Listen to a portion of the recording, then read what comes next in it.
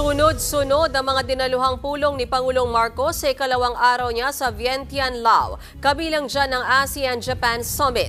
At live mula sa Vientiane, Laos, nagbabalik si Maricel Halili. Mase, anong mga tinalakay ni PBBM sa pagdalo niya sa ASEAN-Japan Summit kanina?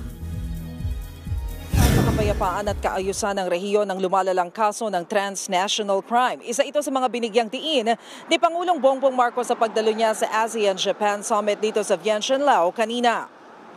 Sa kanyang intervention, sinabi ni PBBM na nahaharap ang ASEAN sa lumalalang problema ng krimen sa rehiyon. Kaya panawagan niya gumawa na ng hakbang para tugunan ang issue, partikular ang usapin sa maritime security and cooperation, territorial integrity, disarmament at tiyaking hindi nalalaki pa ang banta ng nuclear weapons. Bukod sa Japan Summit, dumalo rin si PBBM sa ASEAN Republic of Korea Summit. Dito kinilala ng Pangulo ang kahalagahan ng comprehensive partnership sa pagitan ng ASEAN at Korea.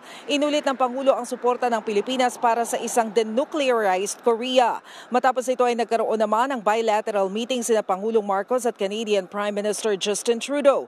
Dito pinasalamatan ng Pangulo si Trudeau sa suporta ng Canada sa Pilipinas, lalo na sa usapin sa West Philippine Sea. Hiningi rin ng Pangulo ang suporta ng Canada para i-endorso ang Pilipinas sa posisyon sa G7.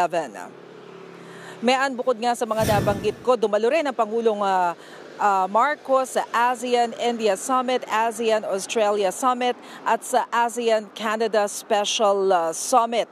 At inaasahan nga na bukas unang haharapin ng Pangulo at una siyang dadalo sa ASEAN-US Summit. Pero tinapos niya ang araw na ito sa pagdalo naman sa gala dinner na hatid ng pamunuan ng Laos. Mayan? Alright, maraming salamat sa iyo, Maricel Halili, live mula sa Laos.